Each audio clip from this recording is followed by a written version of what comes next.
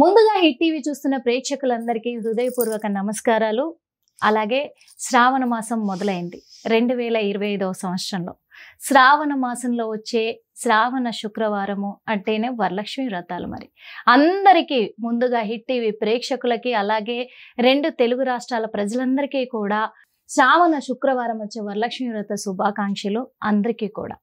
మరి ఈ శ్రావణ శుక్రవారాలు కానీ అలాగే వరలక్ష్మి వ్రతం ఏ రోజు చేసుకోవచ్చు, ఎప్పుడు మొదలవుతుంది శ్రావణ శుక్రవారము, ఎప్పుడు ఎండ్ అవుతుంది, అలాగే అసలు శ్రావణ శుక్రవార విశిష్టత ఏంటి, ఇవన్నీ అడిగి తెలుసుకోవడానికి ఇప్పుడు మనతో పాటు మరి నాగమణి గారు ఉన్నారు. అడిగి తెలుసుకునే ప్రయత్నం చేద్దామా? ఎందుకంటే అందరికీ సుపరిచితులే తను మాత్రం. మరి అతను ఇప్పుడు అమ్మగారు చెప్పే ప్రతి మాటను కూడా అందరూ ఎంతో శ్రద్ధగా వింటూ ఉంటారు, పాటిస్తూ ఉంటారు. కాబట్టి ఇప్పుడు శ్రావణ మాసంలో ఎలా చేసుకోవాలి, ఆడవాళ్ళు ఎలాంటి విధి విధానాలు పాటించాలి అన్ని చెప్పడానికి మన హిట్ టీవీ స్టూడియోలో సిద్ధంగా ఉన్నారు. నమస్తే అమ్మా. నమస్కారం అమ్మా. ఎలా ఉన్నారు? చాలా బాగున్నాను. మీరు ఎలా ఉన్నారు? చాలా బాగున్నాము. మళ్ళీ కలిసాము, చాలా సంతోషం. చాలా బాగున్నాము మీ దయ వల్ల. ఎందుకంటే మీలాంటి పెద్దవాళ్ళ ఆశీర్వాదాలు ఎప్పుడు ఉండాలి. అలాగే ఉన్నాము. ముఖ్యంగా మరి మళ్ళీ 2025 సంవత్సరంలో శ్రావణ మాసం మొదలవుతుంది. అవును, ఆషాఢ మాసము అయిపోయింది, శ్రావణ మాసం మొదలవుతుంది. మరి శ్రావణ మాసం అనగానే మెయిన్ గా మహిళలకి పండగ వాతావరణం వచ్చేసింది అని చెప్పేసి ఎదురు చూస్తూ ఉంటారు, ముఖ్యంగా శ్రావణ మాసం కోసం. అమ్మా, ముందుగా మా హిట్ టీవీ ప్రేక్షకుల కోసము మీ నుంచి తెలుసుకుందాం అనుకుంటున్నాము. ఎందుకంటే ఎంతో మంది ఎన్నో రకాలుగా చెప్తూ ఉన్నారు. శ్రావణ మాసం విశిష్టత ఏంటంటారు? అసలు చాలా గొప్పదండి. శ్రావణ మాసం అనేది శ్రీ మహావిష్ణువుకి చాలా ప్రీతికరమైంది అమ్మా. శ్రవణ నక్షత్రం కూడిన పౌర్ణమి తిథి రావటంతో మనకి ఈ శ్రావణ మాసం అనేది ఏర్పడింది.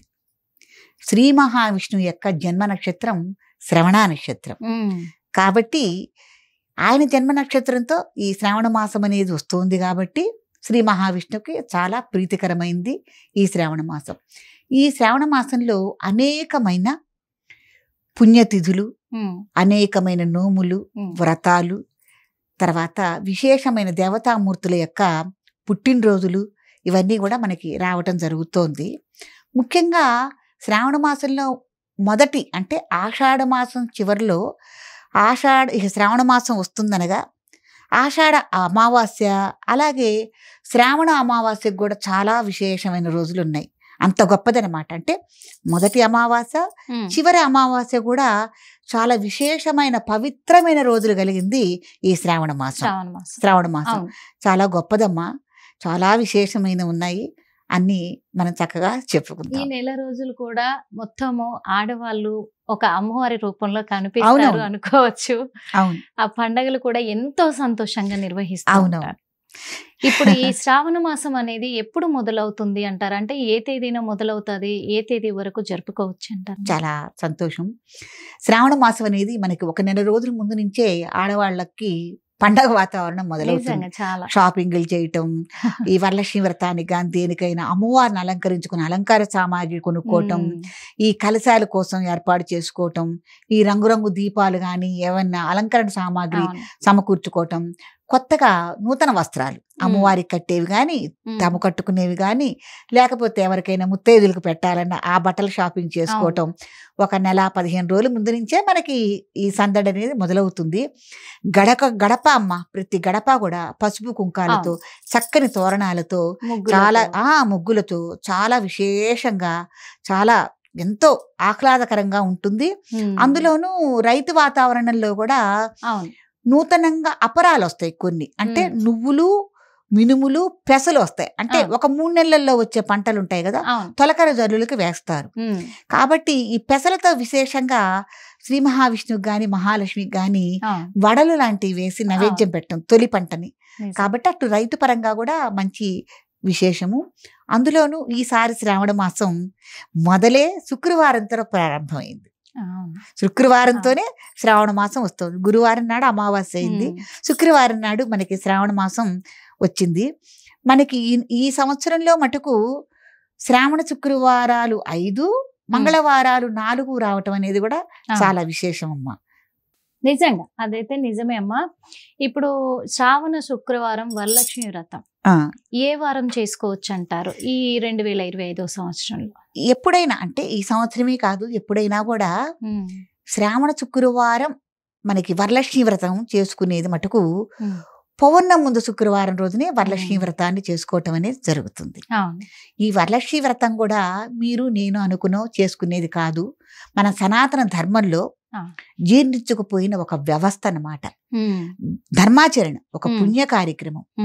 ఎందుకంటే అమ్మా, సాక్షాత్తు శివుడు, పరమశివుడు తన ప్రమదగణాలతోనూ పార్వతీదేవితోనూ కైలాసంలో అట్లా ఉండగా అమ్మవారు అడిగింది పార్వతీదేవి, స్వామి ఆడవాళ్ళందరికీ అతి సౌభాగ్యకరమైంది అంటే పిల్ల పాపలు, పాడి పంట, లేకపోతే నగలు గాని డబ్బులు గాని దేనికి కొదవ లేకుండా ఉండి ఆడవాళ్ళందరూ అసలు మొత్తం ప్రజలు కానీ ఎవరైనా సరే సుఖ సంతోషాలతో ఉండాలంటే ఏదైనా ఒక అద్భుతమైన ఒక వ్రతాన్ని మాకు చెప్పండి స్వామి, మీరు నాకు చెప్తే నేను నా భక్తురాళ్ళందరికీ చెప్తాను, వాళ్ళ చేత నేను ఆచరింపజేస్తాను.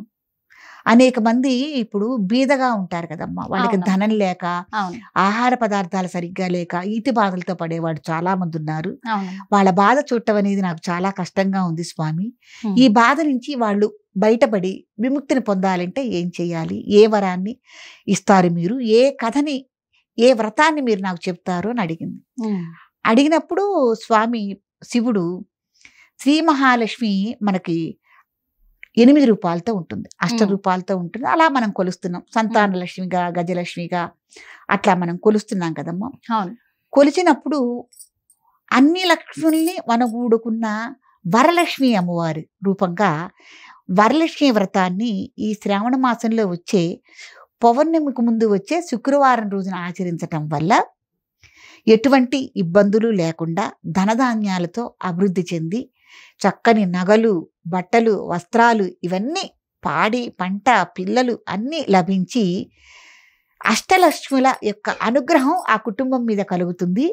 కుటుంబ సమేతంగా అందరూ ఈ వరలక్ష్మి వ్రతాన్ని ఆచరించాలి అని శివుడు చెప్పాడు పార్వతీదేవికి. కాబట్టి సాక్షాత్ ఆ పరమేశ్వరుడే చెప్పిన మహత్తరమైన వ్రతం వరలక్ష్మి వ్రతం. అవునమ్మా, ఆ వరలక్ష్మి వ్రతం కూడా చేసుకోవటం వల్ల అప్పుడు ఆ పార్వతి అమ్మవారు మిగతా వాళ్ళందరికీ చెప్పిందనమాట, నేను వరలక్ష్మి వ్రతాన్ని చెప్పాను చేసుకోమని. బలానా ప్రాంతంలో బలానా చారుమతి అనే ఆమె ఉన్నది, అనేకమైన బీద పరిస్థితిలో అనేకమైన కష్టాలు పడుతోంది ఆమె నన్ను ప్రార్థించింది, తల్లి నన్ను ఈ బీద పరిస్థితి నుంచి, ఈ కష్టం నుంచి నన్ను బయటపడి నేను ఎలా బయటపడాలని నన్ను ప్రార్థించగా నేను స్వప్నంలో వెళ్ళి ఇలా ఈ వ్రతం చేసుకో అని నేను చెప్పాను. ఆ చారుమతి అన్న ఆమె ఈ వరలక్ష్మి వ్రతం చేసుకుని వెంటనే ఆవిడికి ధన వస్తు గజ తురగ అంటే ఏనుగులు, గుర్రాలు, భవనాలు, వెండి, బంగారం, తర్వాత వస్త్రాలు ఇవన్నీ లభించాయి. కాబట్టి ఇది ఉదాహరణ అని కూడా అమ్మవారు మనకి చెప్పటం.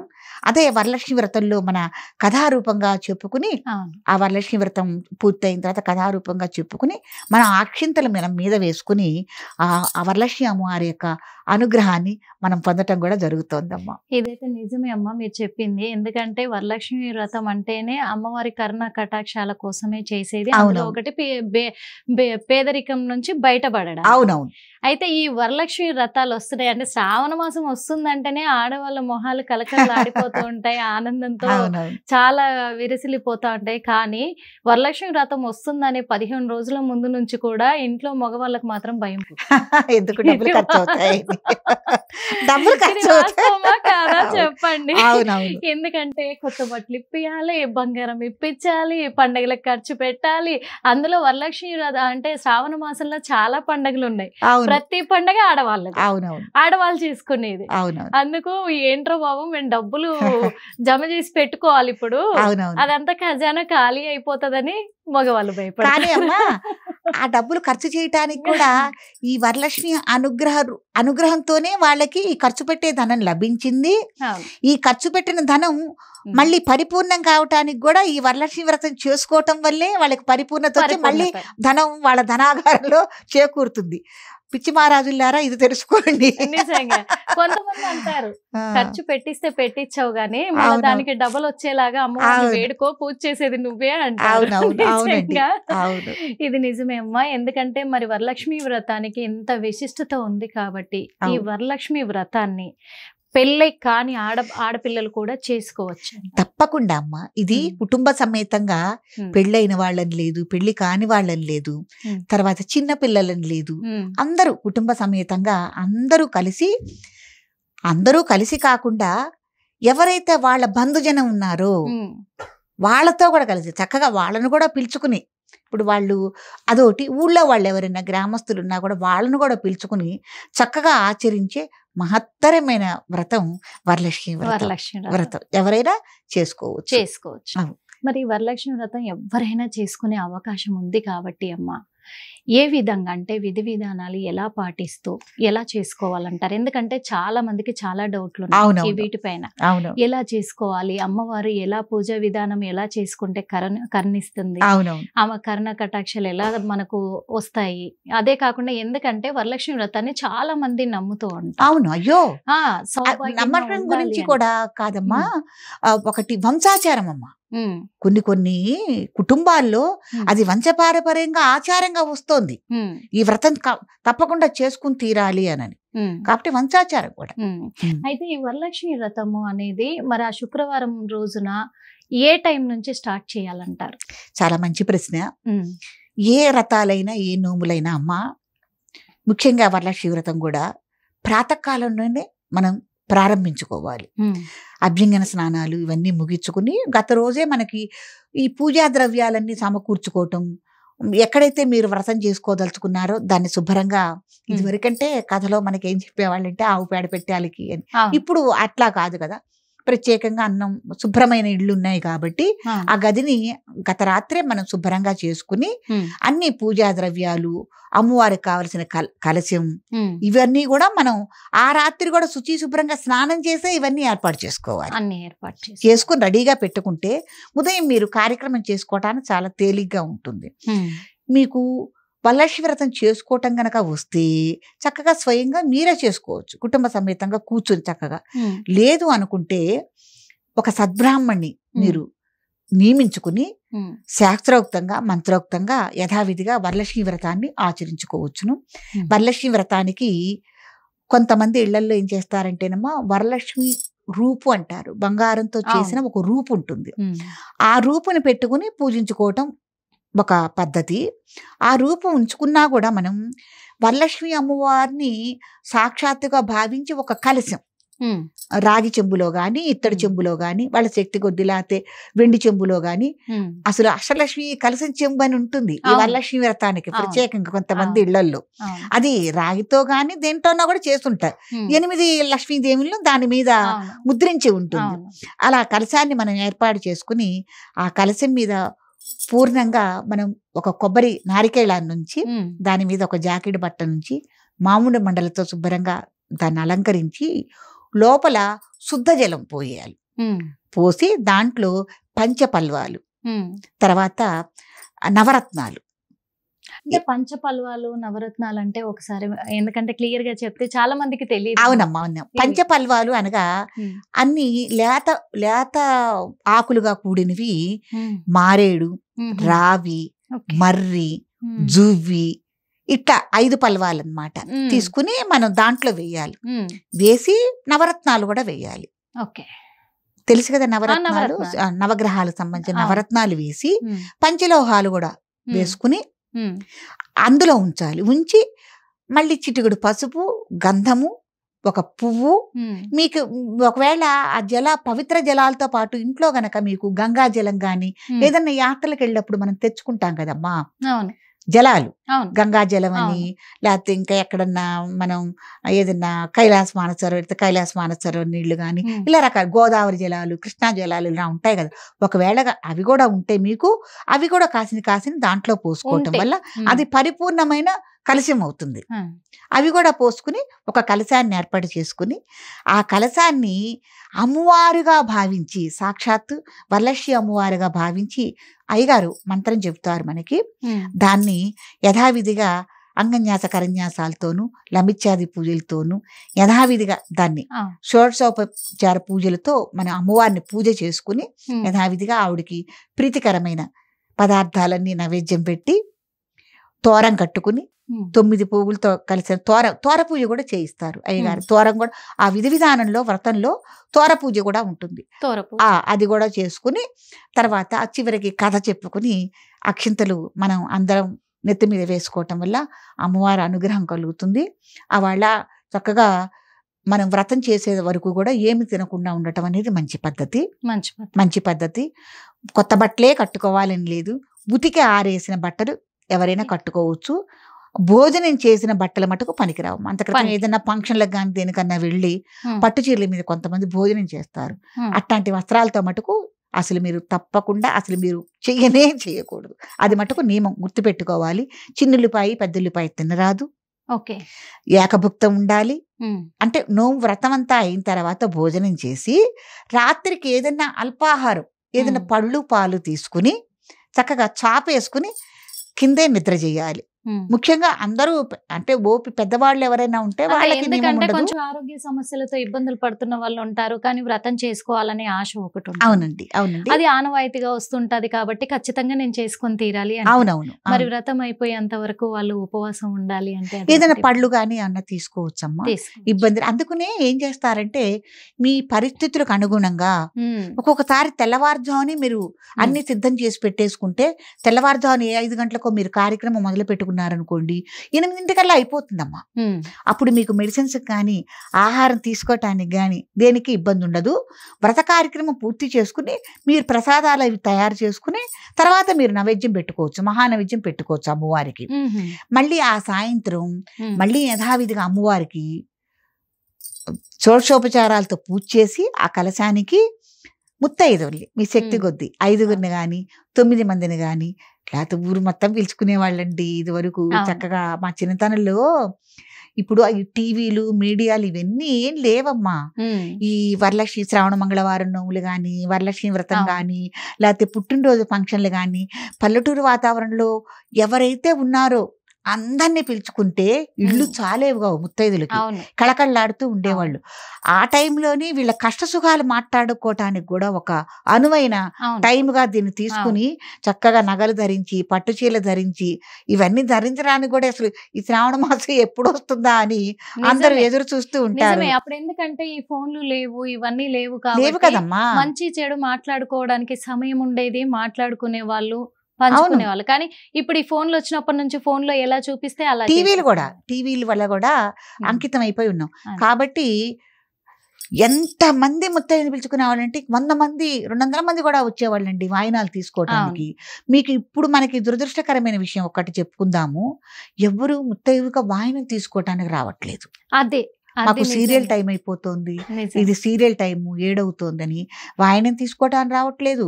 ఇంకొక దురదృష్టకరమైన విషయం ఏంటంటే ఈ వాయినాలు కనీసం 5గురికైనా 9 మందికైనా ఈ ముత్తైదు నోవు నోచుకున్న వాళ్ళు కంపల్సరీ ఇచ్చి తీరాలి. ఏమ్మా, దీన్ని ఇవ్వటానికి పాపం ఒక బుట్టలో ఇవన్నీ సర్దుకుని ఇంటింటికి వెళ్ళి ఇచ్చేస్తున్నారు. ఇప్పుడు కొత్త పద్ధతి వస్తున్నారు అనేది. ఇది వాస్తవంగా చెప్పాలి అంటే అనకూడదు అనరాదో తెలియదు, కానీ ఈ సినిమా వాళ్ళు, సీరియల్ వాళ్ళు ఏం చేస్తున్నారంటే, నేను వ్రతం చేసుకున్నాను, నీకు వాయినం ఇవ్వడానికి వచ్చాను అక్క, మీరు పెద్దవాళ్ళు కదా, మా దగ్గరికి రావడం ఇబ్బంది అవుతుందేమో అని మేమే మీ దగ్గరకు వచ్చాము అని అంటే అది ఎంతవరకు కరెక్ట్? అంటే వాయినం వెళ్ళి ఇస్తారా, లేకపోతే వాయినం కోసం వాళ్ళు రావాలా? తప్పమ్మా, చాలా తప్పు. ముందు వెళ్ళి అసలు పిలవాలండి. ఇప్పుడు మనం చూసి మిగతా వాళ్ళు తయారవుతున్నారు బయట కూడా. ఒక రోజు ముందే ఇంటింటికి వెళ్ళి పేరెంటాన్ని పిలిచేవాళ్ళు. బొట్టు పెట్టి మా ఇంట్లో రేపు వరలక్ష్మి వ్రతం ఉంది, లేకపోతే బలానా వ్రతం ఉంది, నోముంది, రేపు మా ఇంటికి పేరెంటానికి రండి, లేకపోతే భోజనం కూడా పెట్టాలనుకున్నారు భోజనానికి రండి, వాయనం తీసుకోవటానికి రండి అని చక్కగా బొట్టు పెట్టి పిలవాలి. ఎవరైనా బొట్టు పెట్టి పిలిచినప్పుడు వీళ్ళు వెళ్లకుండా తృణీకరిస్తే మటుకు చాలా తప్పమ్మ. అంటే మీరు ఏదైనా ఇబ్బంది రోజులే ఇంట్లో అశుచ్యంగా ఉంటే రాకుండా ఉంటే అది తప్పులేదు, లేకపోతే అమ్మవారిని తృణీకరించినట్టే.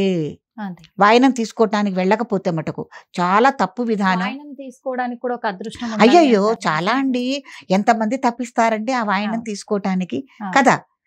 ఒక్కొక్కసారి దేవతా రూపంలో సాక్షాత్తు పార్వతీ అమ్మవారి వచ్చి తీసుకున్న ఉదాహరణలు కూడా చాలా ఉన్నాయమ్మ. లక్ష్మీదేవే రావచ్చు ఆ రూపంగా, పార్వతీ అమ్మవారే రావచ్చు, ఎవరొస్తారో మనకు తెలియదు కదా.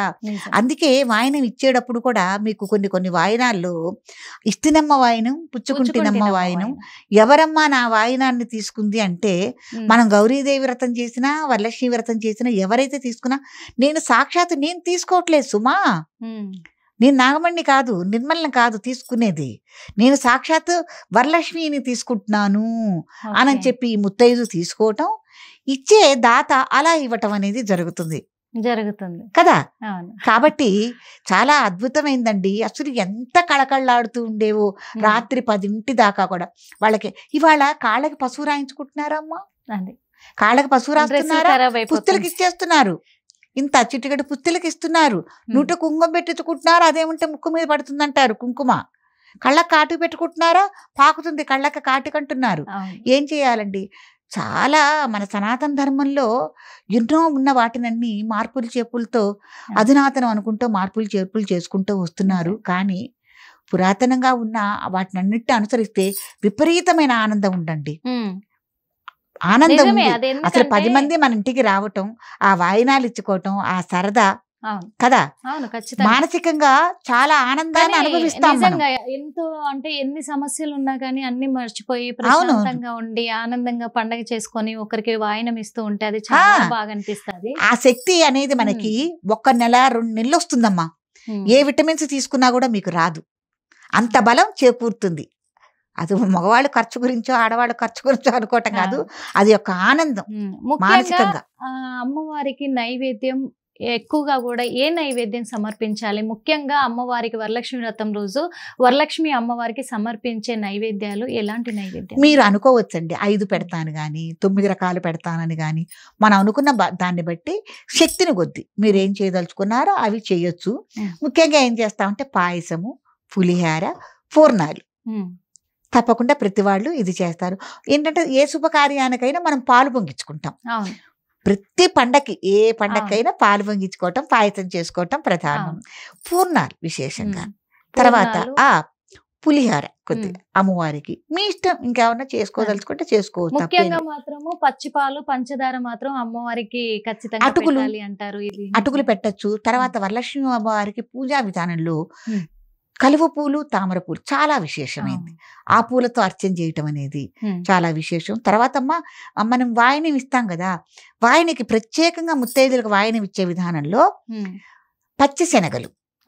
పచ్చిశనగలు ముందు రోజే నానబెట్టి ఉంచుకుని వాటిని కొద్దిగా వడగట్టి ఈ వాయనంలో మీరు ఏదన్నా పండు, మీరు ఏ పండైనా కానీ 2 పళ్ళు చేర్చి ఒక్క ఆకులు చేర్చుకుని ఈ శనగలు కూడా చేర్చుకుని తర్వాత తప్పకుండా మీరు తాంబూలంలో 2 రూపాయల కాయన పెడతారో రూపాయి కాయన పెడతారో దక్షిణ తప్పకుండా పెట్టి తీరాలి. ఇది మటుకు ప్రతి ముత్తైదులు గుర్తు పెట్టుకోవాలండి. తీసుకునే వాళ్ళు కూడా ఇదేంటి రూపాయి కాయను మాకు పెట్టిస్తున్నారు, 2 రూపాయల కాయను పెట్టిస్తున్నారన్న చులకన భావన మీరు చేయకూడదు. ఇచ్చేవాళ్ళు కూడా మనం రూపాయి 2 రూపాయలు పెట్టడం ఏంటని అనుకోకూడదు. ఎందుకంటే దక్షిణ తాంబూలము అంటే దానికి ఒక పరిపూర్ణత రావాలంటే దాంట్లో దక్షిణ పెడితేనే ఆ తాంబూలానికి ఒక పవిత్రత చేకూరుతుంది. దానికి ఒక చిన్న విషయం ఉందమ్మా, ఎప్పుడైనా మనం దక్షిణ లేకుండా తాంబూలం అనేది ఒక బ్రాహ్మడికి కానీ ముత్తైదువుకి కానీ అప్పుడప్పుడు వచ్చిన ముత్తైదువుకి కానీ మనం ఇవ్వటం వల్ల మనకి సద్గతి లేని పుత్రులు పుడతారు అని శాస్త్రం చెప్తుంది. అంటే సద్గతి ఉండదు మనకి. కాబట్టి మనకి సద్గతి లేని పుత్రులు కావాలా, మంచి పుత్రులు కావాలన్న ఆలోచన చేసుకుని దక్షిణ రూపాయి పెట్టకుండా మటుకు ఉండకండి, మర్చిపోకండి. ఇది ప్రతి ఒక్కళ్ళు తెలుసుకోవాల్సిన విషయం అన్నమాట. తర్వాత జాకెట్ బట్ట అనేది మీకు పెడతారా పెట్టరా అది మీ శక్తి కొద్దండి, మిగతా విషయాలన్నీ ఇంతవరకు. చాలా మంది కూడా అంటే ఉన్న వాళ్ళు ఒకలాగా చేసుకుంటారు అన్ని రకాలుగా, అమ్మవారికి అలంకరణ కోసం కావచ్చు, అన్ని విషయాల్లో బంగారు అమ్మవారి రూపు తెచ్చుకొని కావచ్చు, అట్లాగే ఎంతమంది ముత్తైదులకు వాయినం ఇయ్యాలి అనేది, ఎన్ని రకాల పిండి వంటలు పెట్టాలనేది వాళ్ళ స్తోమత కొద్దీ వాళ్ళు చేస్తారు. కానీ పేదవాళ్ళు అన్ని తెచ్చుకోలేని, సమర్పించుకోలేని వాళ్ళకు కూడా అమ్మవారి కటాక్షం కావాలి అనుకుంటారు, అమ్మవారికి పూజ చేయాలి అనుకుంటారు. కానీ మేము అవన్నీ పెట్టట్లేదే, మేము ఏమన్నా లోటు చేస్తున్నామేమో అనే భయం ఉంటుంది వాళ్ళకి. కానీ వాళ్ళు ఎలా అమ్మవారి కటాక్షం పొందాలంటారు? ఒకటే అమ్మా, కొండంత దేవుడికి కొండంత పత్రి మనం పెట్టలేము, మనకున్నంత వరకే అని చెప్పడం జరుగుతుంది. కాబట్టి అట్లాంటి వాళ్ళు చక్కగా మీరు పొంగల్ చేసి నైవేద్యం పెట్టుకోండి, ఒక కొబ్బరికాయ కొట్టండి, చాలు. అమ్మ తృప్తి చెందుతుంది, ఇబ్బంది ఏమీ లేదు. అది మీరు మినిమంగా ఏంటంటే 5 పూర్ణాలు చేసుకోవచ్చు. ఫస్ట్ 5 పూర్ణాలని తల ఒకటి 5 ముత్తైదులకి ఇచ్చేయచ్చు. మినిమంగా 5 ముత్తైదులకి వాయినం ఇచ్చుకోవటం అనేది జరుగుతుంది. చక్కగా ఆ పొంగలే ఇవ్వండి వాయినం. కాకపోతే ఇక్కడ ఒక డౌట్ అమ్మా, చాలా మందికి అంటే ఇది అడగొచ్చా లేదా అని చాలా మంది ఆలోచిస్తున్నారు. అడగొచ్చా లేదా, ఎందుకంటే వరలక్ష్మి వ్రతం అనేది లక్ష్మీదేవి కటాక్షం కోసం చేసే పూజ. ప్రతి ఒక్క మహిళ చేసుకోవచ్చు, అటు పురుషులు కూడా చేసుకోవచ్చు అనేది కూడా ఉంది, ఇద్దరు కూర్చొని కూడా. అంటే కేవలం ముత్తైదువులే చేసుకోవాలా ఈ వ్రతాన్ని అమ్మవారి కటాక్షం కోసమో, లేకపోతే అంటే అడగచ్చో లేదో భర్త లేని వాళ్ళు కూడా చేసుకోవచ్చు? తప్పకుండా చేసుకోవచ్చండి, ఎందుకంటే ఈ అనుమానం చాలా మందికి ఉంది. అవునమ్మా, ఉంది. చాలా మంది మానసికంగా బాధపడే వాళ్ళు చాలా మంది ఉన్నారు. కాబట్టి మేము ఈ రథానికి దూరం అయ్యామా, అమ్మవారి కటాక్షం మాకు లేదా, మేము నోచుకోలేదా, ఇవన్నీ కూడా. అవునండి, కానీ అలాంటిది ఏం లేదమ్మా, చక్కగా అందరూ నోచుకోవచ్చు, తప్పేమి లేదు.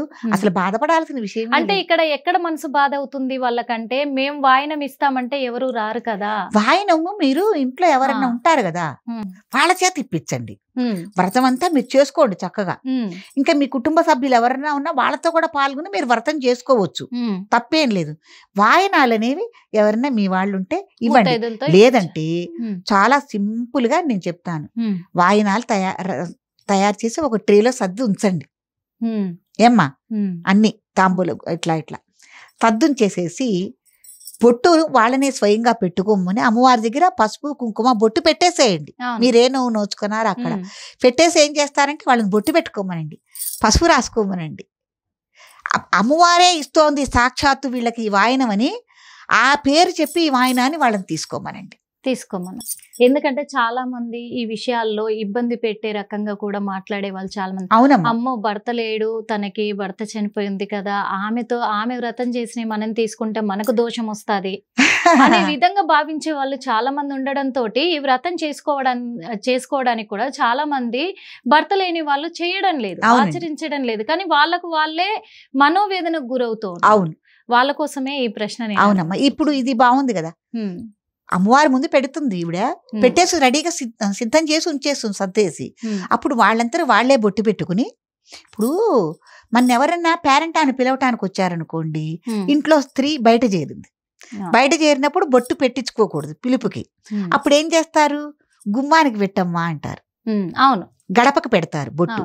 గడపకు పెట్టి యజమానురాలకి చెప్తారు, రండి ఇలా ఉంది అని కదా. మరి శాస్త్రంలో ఉన్నవి కట్టే పెద్దలు కొన్ని మనకి వాటికి అనుగుణంగా కూడా కొద్దిగా మన అన్ని చెప్పారమ్మా. కాబట్టి ఇలా చేయండి, మీరు స్వయంగా బొట్టు పెట్టకుండా అన్ని అక్కడ సిద్ధం చేసి ఉంచి, అమ్మారా బొట్టు పెట్టుకో, గంధం పెట్టుకో, పసుపు రాసుకో, అదిగో అక్కడ వాయన ఉంది, చక్కగా తీసుకెళ్ళు అని మీరు అలా చేయొచ్చండి, తప్పేం లేదు, ఎవరైనా చేయొచ్చు. అమ్మ, వరలక్ష్మి వ్రతానికి సంబంధించి చివరిగా ఒక ప్రశ్న అడగాలనుకుంటున్నాను. ఎందుకంటే ఆ రోజంతా కూడా ఉదయం అమ్మవారి వ్రతం చేసుకుంటారు, సాయంత్రం కూడా అదే విధంగా పూజా విధానాన్ని చేసుకుని పేరెంటం చేస్తారు. మరి అమ్మవారి కలశాన్ని ఎప్పుడు కదపాలంటారు? ఇంకొకటి, ఒకవేళ కదిపిన తర్వాత ఆ కలశంలో ఉన్న నీళ్ళు ఏం చేయాలి, ఆ నారికేలాన్ని ఏం చేయాలంటారు? ఎందుకంటే చాలా మందికి ఈ విధానం తెలియట్లేదు ఏం చేయాలి అనేది. అందుకు చాలా మంచి ప్రశ్న అండి. ఆ రోజు మనకి సాయంత్రం దాకా మనకి ఇవన్నీ సరిపోతుంది కదమ్మా, పేరెంటం ఇవన్నీ అయ్యేసరికి రాత్రి 10 అవుతుంది. బాగా ఉత్సాహంగా సంబరంగా చేసుకునే వాళ్ళకైతే. లేదు సింపుల్ గా మేము ముగించుకుంటాం ఉన్న వాళ్ళకి ఉదయం పూటే ఒక 5 ముత్తైదులు కూడా అవునవునవును ఒక 5 ముత్తైదులకి మీరు సంభావన ఇచ్చేసేసుకుని, అదే వాయినం ఇచ్చేసేసుకుని బ్రాహ్మడికి చెప్పి ఏమంటే కొద్ది ఉద్యాపన కూడా చేసుకుంటాము అని అన్నప్పుడు ఆయన కొద్దిగా ఇట్ట కలశాన్ని కదుపుతారు. శ్రావణ శుక్రవారం కాబట్టి చాలా మంది తీయరు ఆ రోజు. అయితే అమ్మా మీ పరిస్థితిని బట్టి ఉరుకురు హడావుల్లో ఉద్యోగాలు పరిగెత్తే వాళ్ళు ఉన్నారు, అత్యవసరంగా ఊరికి వెళ్లాల్సిన అవసరం వస్తుంది. కాబట్టి అప్పుడు మీరు శుక్రవారమా అనేది పట్టింపు లేకుండా మీరు ఎప్పుడైతే బ్రాహ్మణ్ పెట్టుకుని యథావిధిగా వ్రతం చేసుకున్నారో అప్పుడే అయ్యగారు చెప్పొచ్చు మన పరిస్థితి. చెప్పినప్పుడు ఆయన కొద్దిగా కలశాన్ని మీకు మంత్రం చెప్పి కొద్దిగా అట్లా జరిపిస్తారు. జరిపించినా అక్కడే ఉంటుంది, ఏం కాదు. అప్పుడు మీకు ఆ ఇబ్బంది ఏమి ఉండదు. మీరు లేదు ఉంచుకున్న వాళ్ళు ఏం చేయాలంటే తెల్లారి మళ్ళీ యథావిధిగా పూజాది కార్యక్రమాలు చేసుకుని నైవేద్యం పెట్టుకుని అప్పుడు కలశానికి ఉద్వాసం చెప్పుకోవాలి. అట్లా తీసేయకూడదు. మళ్ళీ దానికి యథావిధిగా మళ్ళీ కాస్త దీపం చేసుకుని నిశ్శక్తి కొద్ది ఏదో ఒక నైవేద్యం పెట్టుకుని అప్పుడు కలశాన్ని తీసేసుకోవాలి. తీసేసిన తర్వాత కలశంలో జలాలు ఏం చేయాలి, చక్కగా అందులో ఎట్లాగో మనం మామిడి రెబ్బలు వేసి ఉంచుతాం కాబట్టి మండలు, ఆ మండలతో జలాలు ఇంట్లో జల్లుకోండి, మీ మీద కూడా జల్లుకోండి. ఎవరైనా పోసుకునే వాళ్ళు ఉంటే స్నానంలో ముందు పవిత్రంగా స్నానం చేసి మళ్ళీ వచ్చిన తర్వాత బట్టలు లేకుండా కాదండి, బట్టలు ధరించున్నప్పుడు వాళ్ళు మళ్ళీ నీళ్ళల్లో కలుపుకొని స్నానం చేయొచ్చు. అదొక పద్ధతి. లేదు అంటే ఏదైనా తొక్కని చోట ఏదైనా పూల మొక్కలు కానీ మనకి ఏమన్నా ఉంటాయి ఆ మొక్కల్లో మనం పోయొచ్చు. వీళ్ళంతవరకు అది ఆ కలశంలో నీళ్లు మనం పోసుకోవటం వల్ల మనకు ఒక శక్తి పవర్ వస్తుంది అని అంటారు.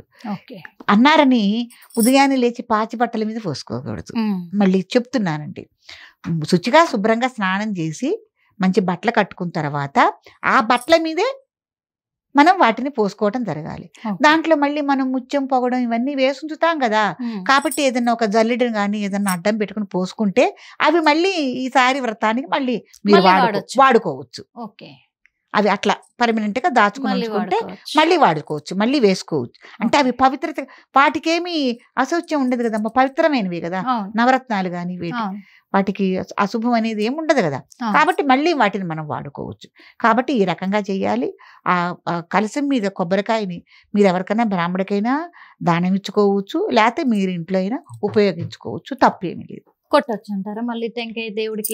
తీసుకోవచ్చు, లేకపోతే ఏదైనా దేవాలయాలకి ఇవ్వచ్చు, ఏదైనా బ్రాహ్మడికి కానీ ఎవరికైనా కూడా దాన్ని దానంగా ఇవ్వచ్చు. ఇప్పుడు మళ్ళీ దీపారాధన చేసినాకే అమ్మవారిని కదుల్చుతాం కాబట్టి, అంటే దీపారాధన అనేది కొండ ఎక్కిన తర్వాత కదల్చాలంటారా, లేదు నార్మల్ గానే దీపం వెలుగుతున్నప్పుడే కలశాన్ని తీయొచ్చా? అదేం లేదండి, కొండక్క ముందే తీసుకోవాలి. ఎందుకంటే చాలా మందికి డౌట్ ఉండి ఆల్రెడీ దీపం వెలుగుతుంది కదా మళ్ళీ కదిపేది అనే డౌట్లు కూడా ఉంటాయి. లేదు లేదు, అందుకే నేను అడుగుతున్నాను. ఇవన్నీ కూడా లేదు లేదు, ఆ దీపం అలా ఉండగానే చేసుకోవచ్చు. అలా ఉండగానే, అది కొండెక్కిన తర్వాత చేసేది ఉంది మనం, కాబట్టి ఉండగానే చేసుకోవచ్చు. దానికి దీనికి సంబంధం లేదు. ఆ దీపం మళ్ళీ ఇంకో రోజు సాయంత్రం దాకా వెలిగినా కూడా తప్పేమీ లేదు. తప్పేమీ లేదండి, దానికి దీనికి తప్పేం లేదు. ఎందుకంటే కలశం కింద కూడా బియ్యం పోసి కలశం పెడుతూ ఉంటారు. అవునవును, ఆ బియ్యాన్ని నైవేద్యంగా వాడచ్చు. మళ్ళీ పొంగల్ చేసుకోవచ్చు ఎప్పుడో మనం, మళ్ళీ ఇంకో శుక్రవారం ఏదో వస్తుంది కదా, అప్పుడు చక్కగా పొంగల్ చేసుకోవచ్చు, తప్పేం లేదు. చక్కగా పొంగల్ చేసుకోవచ్చు. ఎందుకంటే వరలక్ష్మి వ్రతం రోజు చాలా మందికి చాలా అనుమానాలు ఉంటాయి. ఎన్ని విధాలుగా చేసినా గానీ ఇంకేదైనా లోటు చేసామా అనే భావన ఒకటి కలుగుతుంది. అదే కాకుండా ఆ వ్రతం అంతా పూర్తయినాక నెక్స్ట్ రోజు అంటే మరుసటి రోజు ఏం చేయాలి, అమ్మవారిని ఎలా తీయాలి, అమ్మవారిని ఎలా కదపాలి, ఈ అమ్మవారిని కదిపిన తర్వాత ఇది ఏం చేయాలి అనే భావనకి గురవుతూ ఉంటారు. ఆ తెలిసి తెలియక కొన్ని తప్పిదాలు చేస్తూ ఉంటారు. వాస్తవంగా అందుకే వాళ్ళందరికీ మంచిగా చెప్పారు. వాళ్ళందరికీ ఇంకొక చిన్న విషయం అమ్మా, నన్ను ఈ మధ్య ఒక భక్తురాలు ఒక మాట అడిగారు. అమ్మ, మనం దసరా దేవి నవరాత్రులు చేసుకుంటున్నాం కదా 9 రోజులు, శ్రావణ మాసంలో వరలక్ష్మి వ్రతాన్ని 9 రోజులు మనం ఎందుకు చేసుకోకూడదు అని అడిగింది. తను అడిగి మేమైతే అట్లా అలంకారం అన్ని చాలా ముచ్చటగా చేసుకుంటాం కదా, తీయ బుద్ధి కాదు, అట్లే పెట్టి అట్లాగే ఉంచుకొని 3 రోజులు చేసుకుంటాము. పెట్టొచ్చు అంటారా? అయ్యో తప్పకుండా అండి, 3 రోజులు చేసుకునే వాళ్ళు ఉన్నారు వరలక్ష్మి వ్రతాన్ని. అంటే అప్పుడు 3 రోజులు పేరెంట్ అని పిలుస్తారు, 3 రోజులు ముత్తైదుల్ని 3 రోజులు పేరెంట్ అని పిలుస్తారు. పిలిచి 3 రోజులు చేసుకోవచ్చు, తప్పేం లేదు. కాబట్టి చేసుకోవచ్చమ్మా, అదేం లేదు. శక్తి ముందు మీరు ఒకటి ఆలోచించుకోవాలని చెప్పాను. ఇంట్లో ఏమన్నా ఇబ్బంది రోజులు వస్తాయా, మన పరిస్థితులు ఎట్లా ఉన్నాయి, మళ్ళీ 9 రోజులు అనుకున్న తర్వాత మధ్యలో ఏమన్నా దీన్ని అన్న తర్వాత మళ్ళీ చేయకుండా ఉండకూడదు కదా. ఇప్పుడు 3 రోజులు లేకపోతే 5 రోజులు లేకపోతే 9 రోజులు, అవును, మళ్ళీ మధ్యలో చేయటానికి ఉండదమ్మా. అది మీ పరిస్థితులకు అనుగుణంగా మీరు చేసుకునేది. ఇది అమ్మ చెయ్యొద్దని అంటూ చేయకూడదని ఎక్కడా లేదు, చక్కగా మీరు చేసుకోవచ్చని. ఇది నన్ను కొత్త ప్రశ్న అడిగారు. కానీ ఇప్పుడు మీరు అన్నాక నాకు ఒక చిన్న డౌట్ వచ్చింది అమ్మా. ఏంటంటే చాలా మంది కూడా ఇప్పుడు గణపతి విగ్రహాలు అయితే ఎలాగుంటాయో అమ్మవారి విగ్రహాలను కూడా అలా చేసి అమ్ముతూ ఉన్నారు. చాలా మంది గ్రాండ్ గా చేసుకోవాలి అమ్మవారి వ్రతం అని చెప్పేసి ఆ విగ్రహాలను తెచ్చి పెట్టేసుకొని అమ్మవారిని కొలుస్తూ ఉన్నారు, పక్కన కలశం చేసి పెట్టుకుంటూ ఉన్నారు. అంటే ఆ విగ్రహాన్ని మళ్ళీ ఇంట్లో పెట్టుకోవచ్చు అంటారా తెచ్చుకుని? ఇప్పుడు మనం మెయిన్ గా కలశమే, దీనికి వ్రతము అంటే కలశమే కాబట్టి ఆ విగ్రహాన్ని ఏమి ఇది లేదు. కాబట్టి అది మళ్ళీ మీరు బొమ్మల కొలువులో ఎందుకంటే చాలా మంది ఇప్పుడు అదే చేస్తున్నారు, ఇంత పెద్ద విగ్రహాలు కూడా తెచ్చుకుంటా ఉన్నారు. పెద్ద పెద్ద విగ్రహాలు తెచ్చుకొని ఆ విగ్రహాలను అమ్మవారి విగ్రహాలను ఇంట్లో పెట్టేసి ఆ అమ్మవారి విగ్రహానికే చీరలు కట్టి పూజలు చేస్తూ ఉన్నారు, నగలు. అది పరిపూర్ణత రాదండి. ఎందుకంటే విగ్రహాలు అనేవి ఆర్టిఫిషియల్ విగ్రహాలు కూడా మొత్తం డిజైన్లతోటి చేసి తామర పువ్వుతో కలిపి చేసి వస్తూ ఉన్నాయి. ఎందుకు చేయకూడదు అని అంటే విగ్రహాలు అనేవి ఇది వరకు సిమెంట్తో తయారు చేసేవాళ్ళు. సిమెంట్ దాంట్లో ఏమన్నా కొద్దిగా సన్నగా ఇనప చువ్వలు కానీ మెస్ లాంటిది కానీ వేసి తయారు చేస్తారు. కాబట్టి ఈ విషయంలోనే కాదమ్మా, ఇంకొక విషయం ఈ సందర్భంగా చిన్న మాట చెప్తాను. చాలా చోట్ల పెద్ద పెద్ద ఆంజనేయ స్వామి విగ్రహాలు కానీ పెడతారు. అవన్నీ కూడా సిమెంటు లేకపోతే ఇనుముతోనూ మోసపోసి తయారు చేసినవి అవుతాయి. ఎక్కడైనా ఇది గమనించుకోండి. చాలా మంది అలా చేసిన విగ్రహాలు ఏవి పూజకి పనికిరావు. కాబట్టి ఇవి కూడా పనికిరావు.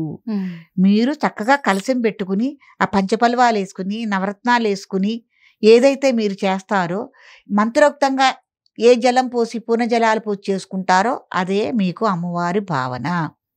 కాబట్టి ఇవి పనికిరావు.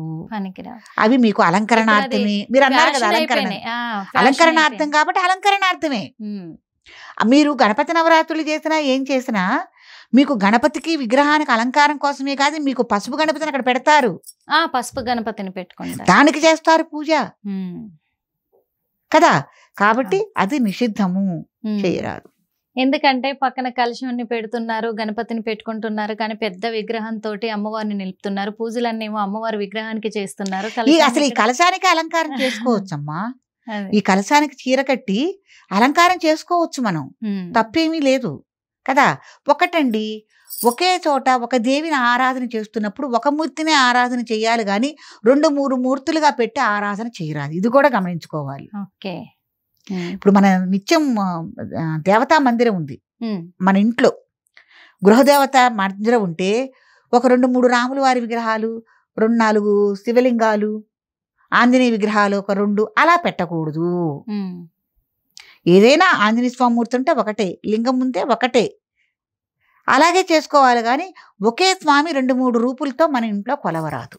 అంటే విగ్రహాలైనా పటాలు ఏవైనా సరే, పటాలు వేరే, విగ్రహ రూపంగా గనక మీరు పెట్టుకోదలుచుకున్నప్పుడు ఇది పనికిరాదు. కాబట్టి ఎక్కడైనా ఈ మాట అనేది వర్తిస్తుంది మనకి. అది ఏ నోముల్లో కానీ ఏ వ్రతాల్లో కానీ నోటిస్తుంది. మీ విగ్రహం అలంకారమే, అది పరిపూర్ణత కావాలంటే కలశమే, వ్రతం అంటే ఏంటి కలశమే. కాబట్టి ఇది సూచన. థ్యాంక్ యూ సో మచ్ అమ్మా. ఎందుకంటే చాలా క్లియర్గా చాలా మందికి వచ్చే డౌట్లని చాలా క్లియర్గా ఎక్స్ప్లెయిన్ చేశారు. వరలక్ష్మి వ్రతం అసలు ఎలా చేసుకోవాలని చాలా అద్భుతంగా చెప్పారు. అందుకు మీకు ప్రత్యేక ధన్యవాదాలు. మా హిట్ టీవీ తరఫున కూడా మీకు కూడా మరి వరలక్ష్మి వ్రత శుభాకాంక్షలు. మరోసారండి హిట్ టీవీని వీక్షించే ప్రేక్షకులందరికీ శ్రావణ మాస శుభాకాంక్షలు. అందులో శ్రావణ మాసంలో వచ్చే మంగళగౌరి వ్రతం కానీ తర్వాత వరలక్ష్మి వ్రతం కానీ ఇవన్నీ చేసుకునే వాళ్ళందరికీ కూడా వరలక్ష్మి వ్రత శుభాకాంక్షలు. మీకు కూడా.